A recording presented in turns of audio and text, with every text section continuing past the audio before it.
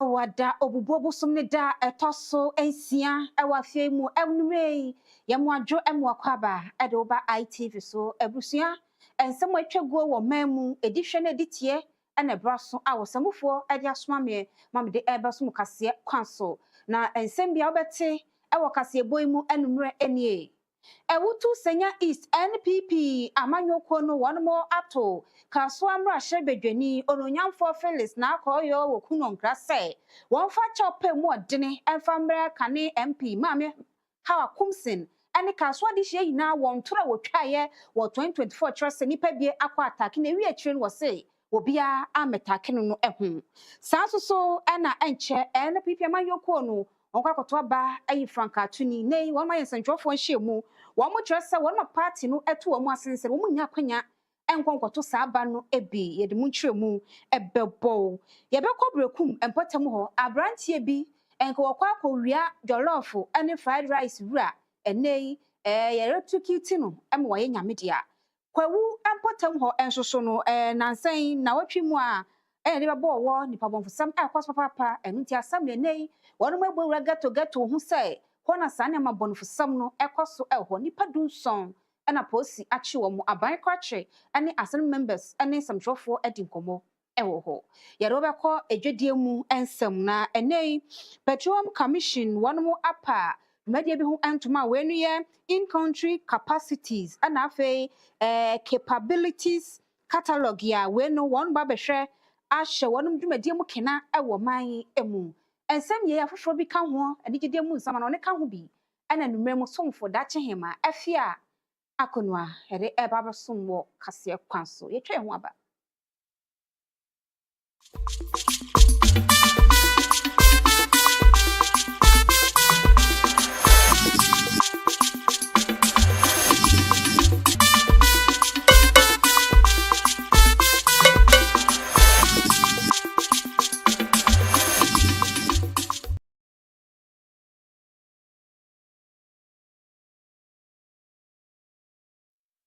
Kasie bono emunchiremu nsade etena busua gibrei na yemfa embo na wotwi mu a na interior minister ononyamfo Muntaka Mubarak arebetu jasa 2020 about open championship basabasa ya course ebi kura hwe wonum enkwan wonum apa bedwekuo bi a wonum ye hwehwemu ede afa ho na kaso so de na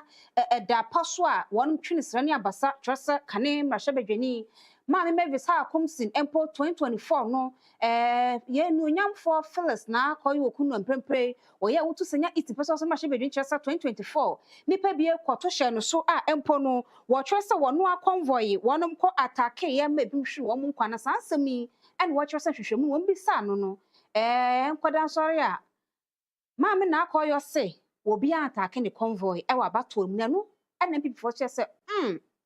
wagu mami Mavis ha kumse hu fi papa afenso no entropa en wotwa ede to no so aka so amanyina aka wo bia enu ti nei samtwofo hyiemu ekoso ewo ewutu Senya East Party office a ewo kaso Portland Central Region no nam so ema Yewra Charles Wodum a wo ye Deputy Central Regional Secretary dima NPP amanyoko no ato mami Felix na akoye okuno nkrase wonhwe emfa chope mu odene emfa mami Mavis ha kumsen ena Africa so ade hye nyina wo samtra wo twa ye ma empo ade huni suro ebeto kasoa kroi emu bra nansa ena eye Muntaka Mohammed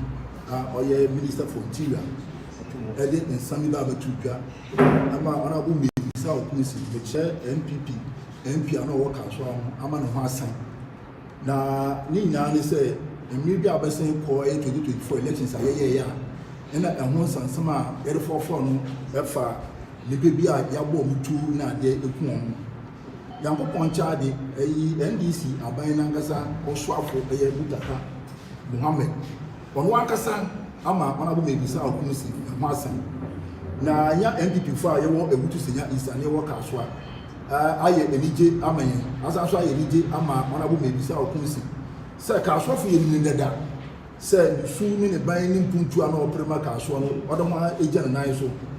na so ye gina eye esentofo nhye mi so ye da kire eye NDC fo a omo ewutu Senya East titu ni eye MP Felix na akoyo So omufa a chopper a more than Enfamaka for mine. Now Mufama oya honorable maybe sa okusi. Cap me there is a job for winning ya SCA election 2024. Na enubase sam ebi omu kra na say ya sama e ya asefem protocol de propaganda na omo ye nti say bi oyo udini ebi bia na say woka ka so na ti omo boni pimpone no and ye na ye hu nsama yara betudwa say ona bo mebisa akumsi nsama na omo ka e wo radio so na TV so na adi nya no ondi hu efobiara mi bia ni sa na me say aka che say yes eye santrofo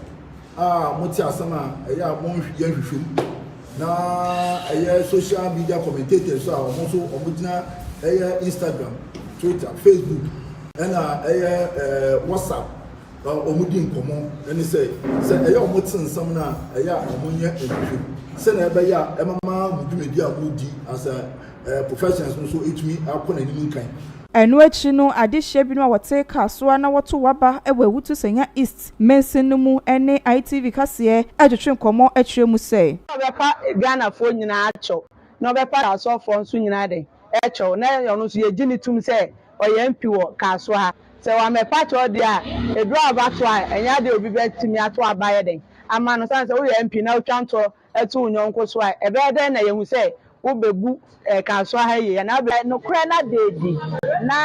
na koyo hu say ade oye no wanye bi ye dia ene wa san paga na bo nyina acho ese ye ma me no ono ye oba tan ena odonipa iti onye sa de no the SCD die ena ne ka say the SCD die was say nko be pa cho but self and I say your force ni pa say o me pa cho nti onu anka say hwe ni mu no hu say de wa ye kasoafo bone since your original Kaswa name or parliament. It's a who's like a soft for bonnie to a member me pack as off for tell their castle ready say a begina too.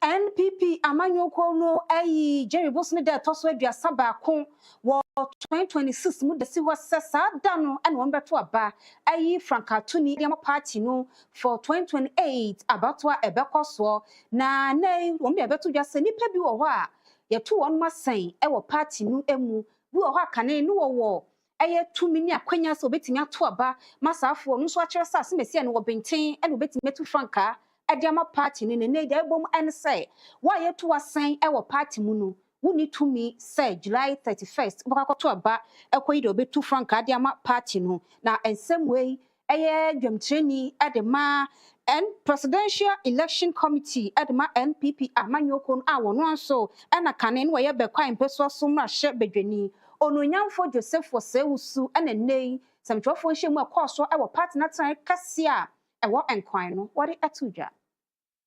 You lose your membership when you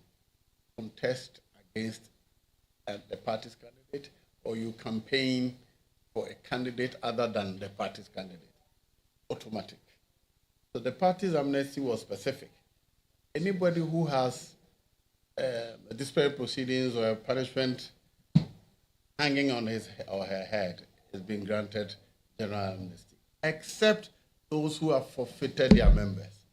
membership. Specifically said, if you forfeited your membership, apply to the process. Generally, my view has been that, well, you forfeit your membership today, you can rejoin. You're a beginner. But until 2 years have elapsed, you do not qualify to compete for any position. So if you had a voting right and you lost your membership, you may have rejoined, but you don't return to your position. You're starting afresh. Therefore, you do not qualify to vote until after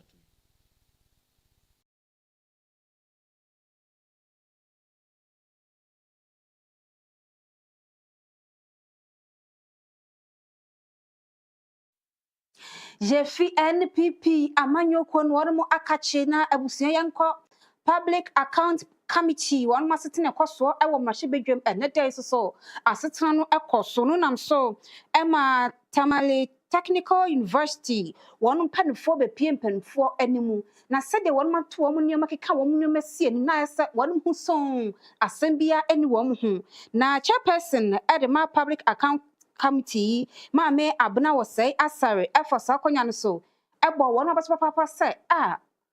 suban wɔn ada na die no ɛho tii papa ɛno ti no wɔn ɛnto nkɔ so ɛmo adwuma na etime mmoa maa si deɛ wɔn si kasa wɔn atoto ne yie no wɔn nkɔ so a ɛnyɛ nsa. Even your project income, the project income that you received and your project expenses, you make sure you did not spend more than what you received. And that is prudence. So I don't think I have much to say, but to encourage you, you're welcome. And to let you know that you have an ally in us. We want you to open up the place. And if we want to open up Temale for business, a lot will depend on what you are doing. And so keep it up. Whatever it is that you have to do to make sure you maintain and improve upon this results that you have shown to us from the auditors, you have to do it and do it well. So for Temale, it's not just me, but your figures are speaking to what I'm saying. And so, well done. Thank you very much, Madam.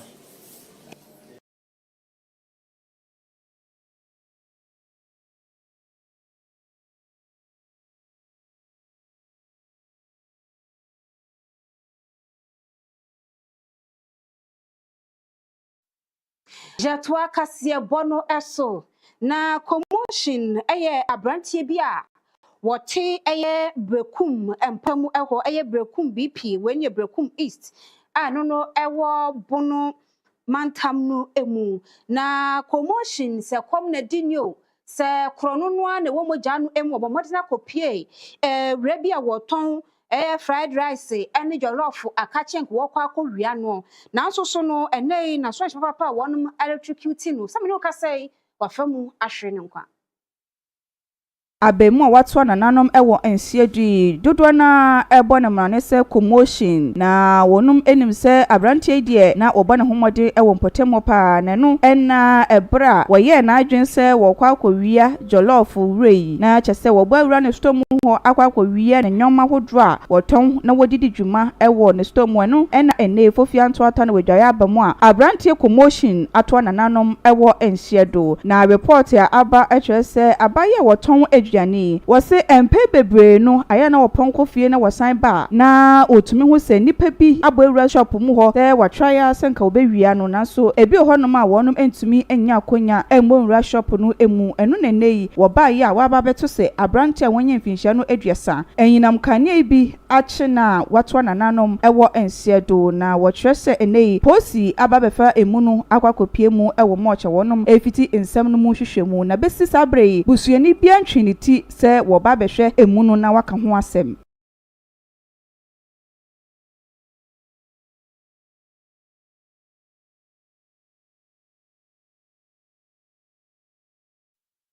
je kwawu ensusu a enei yade a kwawu West Municipal Security Council one more added demolition exercise bi ehhehye so ewo agbagburoshi a we no nkoko central ewo epoya mantam no emu na wo twese baby wonum kansa structures edigu yenu wo ehu se ho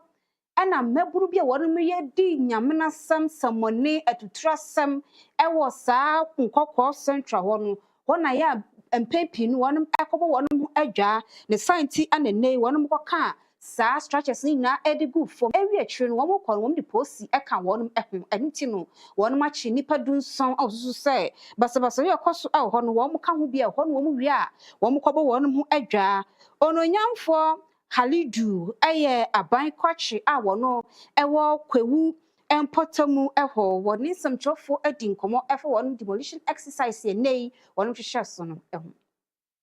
Municipal Security Council ena wanam wonsa so emma saa operation ni akoso ewo Kwewu West Mensin mu epoya mantam emu na wohwe se we beboa ama menteme ho ase ene esikan etu ototo na ade a epeja ne home no so ewo epoya mantam no wono metumi ate so ewo ho no wose enche yakora ena brantie baako ewo brantie so sekan a enam so emma ne to nananom ewo nsiedo akwakwaya awehosam yie pa ewo ho no wose na sentem kura no enipa bi a wonom ye mebunu ebowura Holy Family Catholic Hospital anaka wokwakodi bone ewo na so posifo eyentem ekopie mu wo ma wohweye emasomdwe etumi eba enanam soma ene Municipal Security Council wonum di operation we ahyehyɛ so wohwe se adan bi a NCC yie wobedwiri na egu naboa amasomdwe ena afen so parepaye etumi afa no ntomapa ewo eyemensin no emu Komai mumma ninye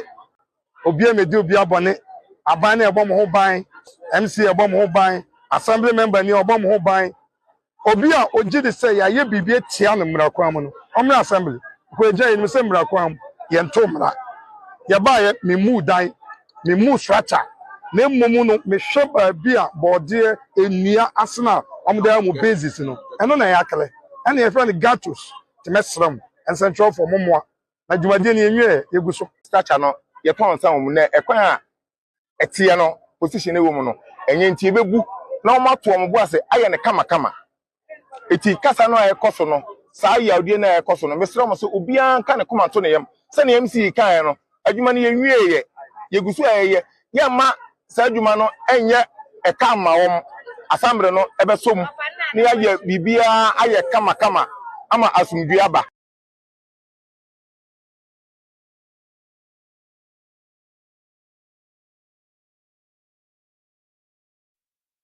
Afe yankwa asante mantam no emu na kurowura wopemso eye asante hene wotumfo wo 32 a wotosum yenu enene wode ato Ashanti Regional Police Commander DCOP Arthur was say akoto enim say adwuma wo bo hon wonhwe se eho betew ma wo bia mfo wo no wotumfo din no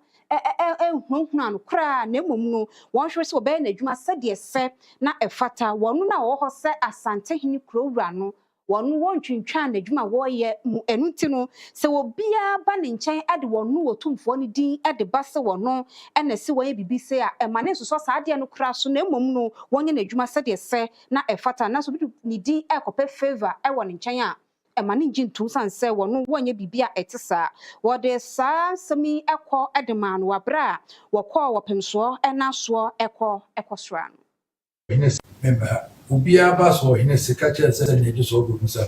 jo bibia no abesuma se yemra beka ncho se jai we na we da menye bi da jo ubia ba no beka ncho so se beka ncho se ya osmati oba mboa be pesa meka bi wicha beka se enfro jo ubia beka de amini mu hwe jo o de eni de mu anya twa mi ko mi ho amako nya no an jo ana se announcement ba am se menso an twa mon frère na announcement na ko president yo so nko ka se na me ni e be na jo eti mi en fa mi di me hu na so tun ho ye bi ma ni ye ne ka on so bu ha na so bi na jo bu ni ni di no mi an ma no be ye bi ese ni wa mu ka ho na be ma jo mo ye tati eti se mi ye hwe be o mo so be bi e wona ka ho ne en so de na mo na do asa no timi aye jo bu ni ni di ka bo mu no matter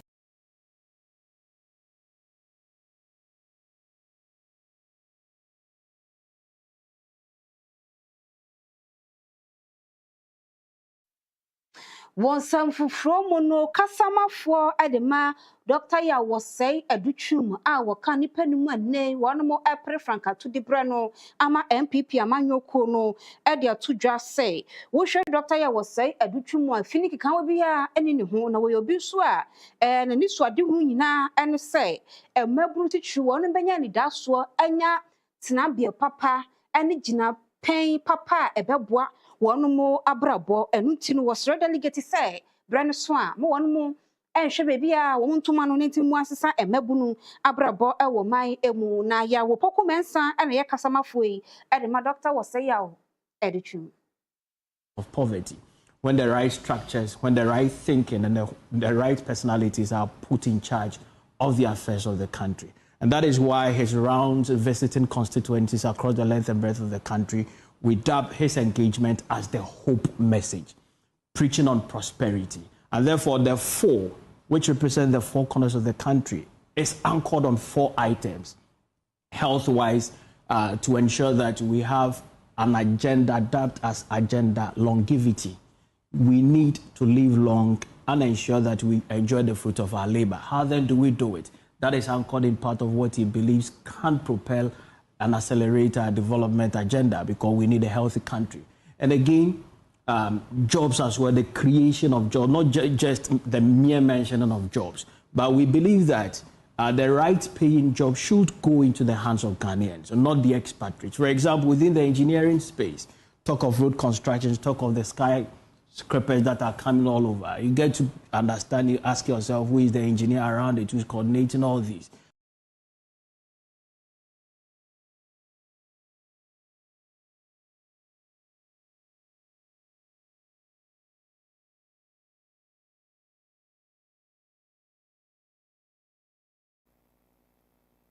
Usia wuru ani kyeremu ewo eye bekwai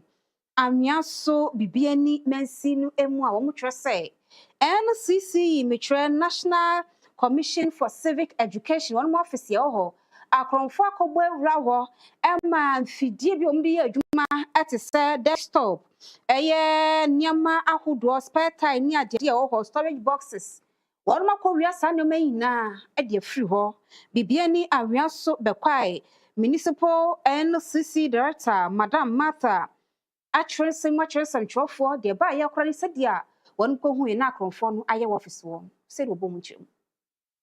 Anope ye buy ye baby office na akronfo ate ye windows ne baako to me ura office ho omura honom ye wo ye PA system bia ye out programmer ye de outreach omapeja sa PA system ne ko ye desktop eno so omode ko ye wo pull up bia se ye program bia se be obi ba ho be hu se NCC for na ye sa pull up no so omode eko ye sesa ye cars ne ties ties ye de gu ho se bia se ye hia bi na ye de aye spare na ye yusu eno so omwasesa ties na egu ho no de ko ye wo box bi ye de ye niema ye de ko ye nkyerɛkyerɛ de gum omahwie ye nkrata na egu fom apeja box no so de aka ho de ko nti minua se ye hwɛ edem ho a niema ye hu se omode akono no na enye ye nkwanso na omobe wi aye ene omo strategy for so omo ebe mo main switch a ebo omo momunya kanea de omo de omo kanea nko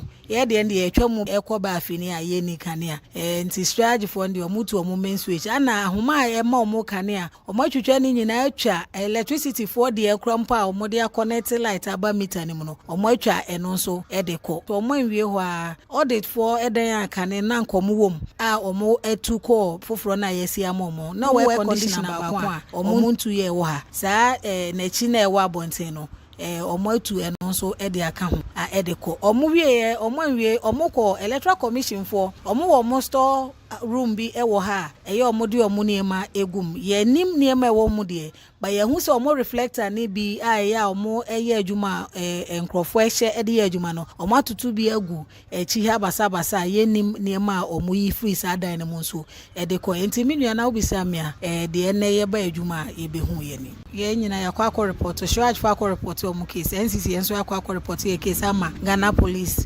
enti omo eguso eye nhwehwemu efa asem no ho na wo ba ye wo esoro ha na oku ayese de mpemfo refi ye kakra me ntumi hu se bia ye mben assembly na ye yate ye ho wo soro ha no se wo hwe dan ye hu se dan yade a ehia se nka ye be nsiesie wo ho enka ne na bra ye MCA a nyamemfa ne kransie a wote ase no omo mbe ye estimate se nka omo be boa siesie ha maye ofri mu no yante ho asem bia se de wa hu se hafu no se yankasa yan yi atade ngu ama medo a se ye bopa na nse kra ya bopa nipa na ya bo ne pa on medo ye nti na wo hu se aha afusa ye ni obi a ohwe ha enka ne na audit for ha no mo na no mo security je omo ko no so mo de omo security ko nti eno ane se ye wom na ene akromfo aka ye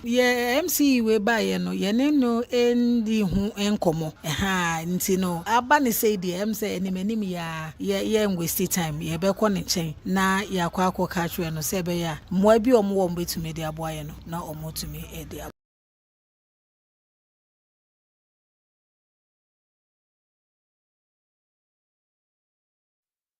Association of Online Drivers. One so the additional pa at the call ama ride hailing platforms no says 30% aya commission no be ya one minute fi ho san say emo one e kwan bia so enu ti no one ma one mo nefuanson aya 1 week say one be yi sade no e de afri ho enti sade a one betintim krata so ade akwa mampani John Dramani Mahama na one sa abamu ade ama one chairman ade makoi eye Augustine Mensa.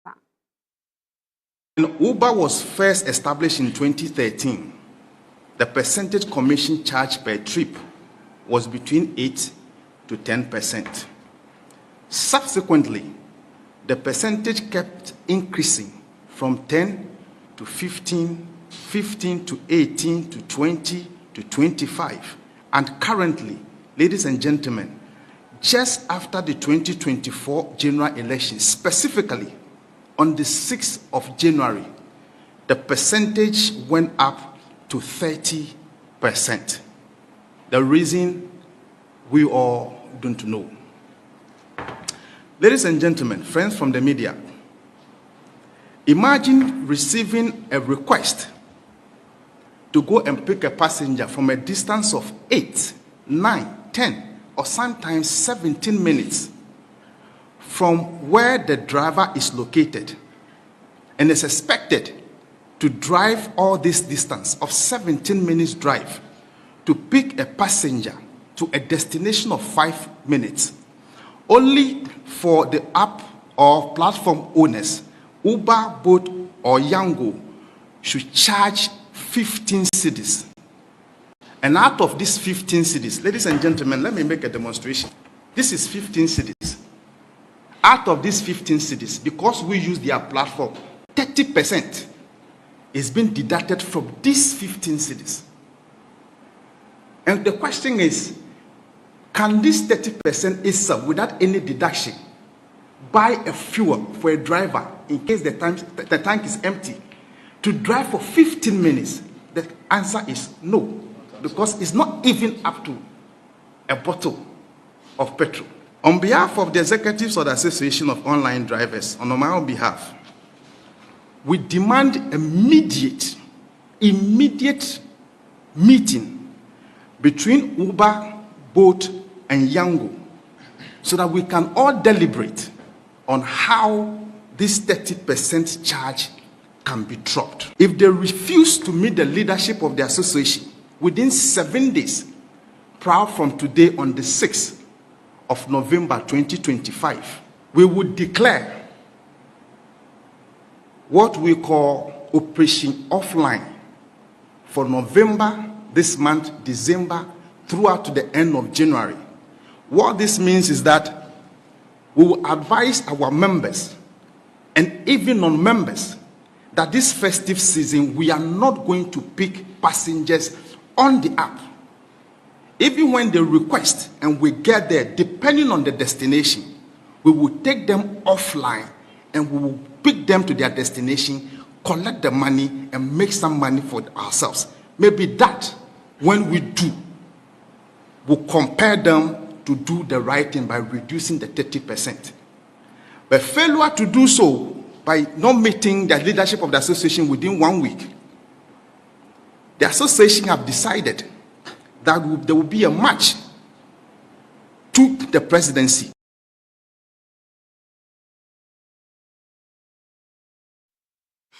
Yanko apomuden ho ensem emu na wonuonyamfo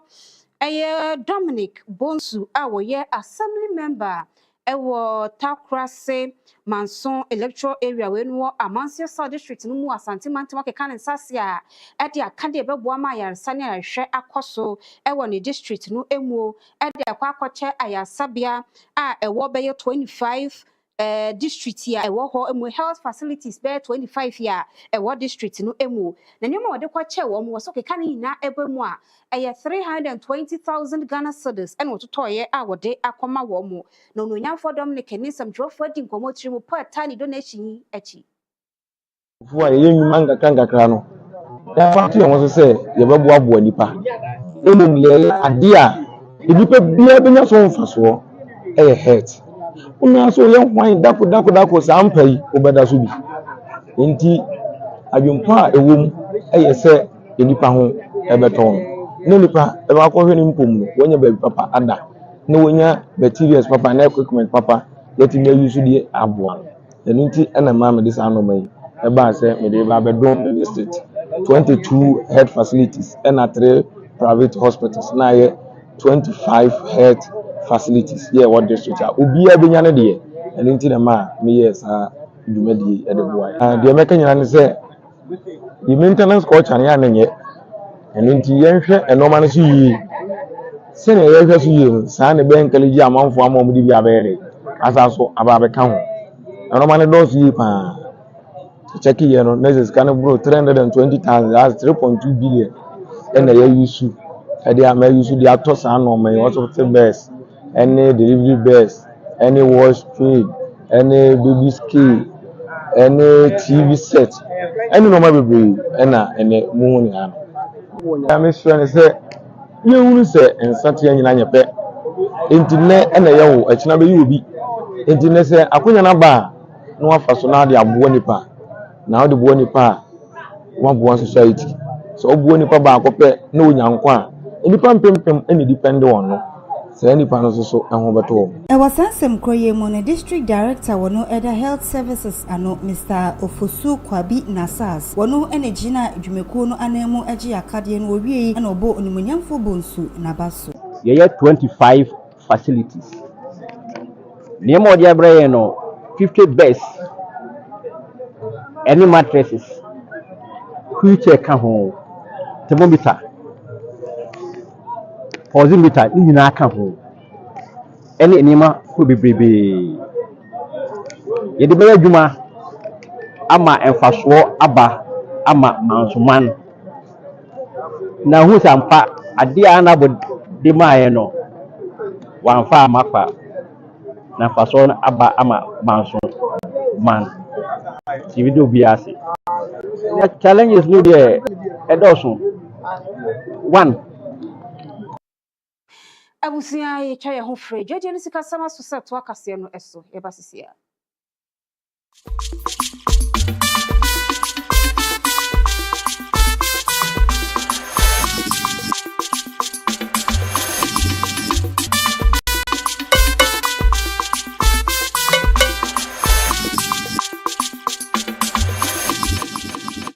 Pedrodie ni sikasem na nei Petroleum Commission one more apa dwumadie bi hontoma we nu die da so in country capacities and capabilities catalog ya wogidi se wendi betia beboa ahye petroleum sector mu kina ema Ghana de hye nso no atimi de wonom ho ahye wom dwumadi ahodo wom die wo man emu na acting CEO edema Petroleum Commission ma mi emifa wono ne kasa obra wono ba dwumadie hontoma. To the IOCs and contractors, service providers,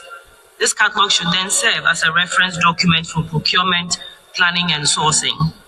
It demonstrates that Ghanaian companies are increasingly equipped to deliver relatively complex and high-quality services. For the IGCs, being featured in this catalog is a recognition of your current capabilities, and it's also for you to motivate you to pursue continuous improvement and meet global standards. The Commission remains committed to fostering a regulatory environment that is inclusive and offers each company a fair opportunity to bid through a tender process. We will actively monitor and review the catalog to ensure that it becomes an essential resource for all our industry players, guiding your efforts to maximize in-country value creation and retention, to grow our economy and to ensure that our hydrocarbons are beneficial to the Ghanaian people. Thank you. And on this very humble note, I declare that the in-country capacity and capability catalog is duly launched.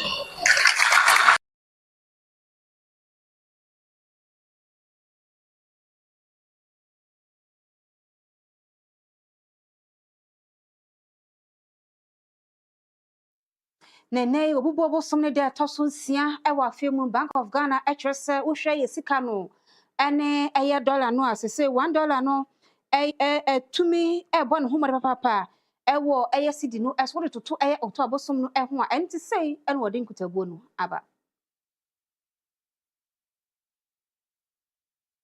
Wo data bank market edi ababetu dwa etrese eneyi eye gold reserve no emu epeja pa wase wo hwe bosumi a ye wuremu no epeja akwakodu 35% ena afensu no bosumi a etwemu eye October bosumi no emu no na ejina 28.1 ton na chese wo hwe eye November bosumi mu ahyase no emu apeja pa akọ nanim na Bank of Ghana etrese December bosumi ne da na edikan afi 2024 no emu no na gold holding no ejina 30.53 ton na wo hwe fisa bre no bebesi enne eye November bosumi emu afi 2025 no emu apeja pa eye na woto aso ena wode tu dwa wo twese gold reserve no sebre emu apeja wo hwe tons ahodro a ewo edwama so na emu apeja pa eye Bank of Ghana twese sa wondwumedi a wodi no ina eye ahofama ena afei ahohyemu a wode wo ho ahye eye gold business no emu a ebeboa ama ekwan a yefa so edi sika kokko ehu edwa ewo oman mu no ebetumi agina ne so na enam kwan pa so na aboa amoman etumi afa ne ntoma pa efra wose kwan a ebinom enam so na wodi eye sika kokko ehu edwa no empe bebre no aya na enam emra kwan so wonom emfa kwan pa so ena edidi se edwa no eninti no wotrese measures ahodo wodi egu akwem ebeboa ama fo megudie ano eye sika kokko ehu edwadie no se eko US ana se omai fofo bi so no wodi measures ahodo egu akwem ebeboa ama sa edwadie no etumi egina ne nan so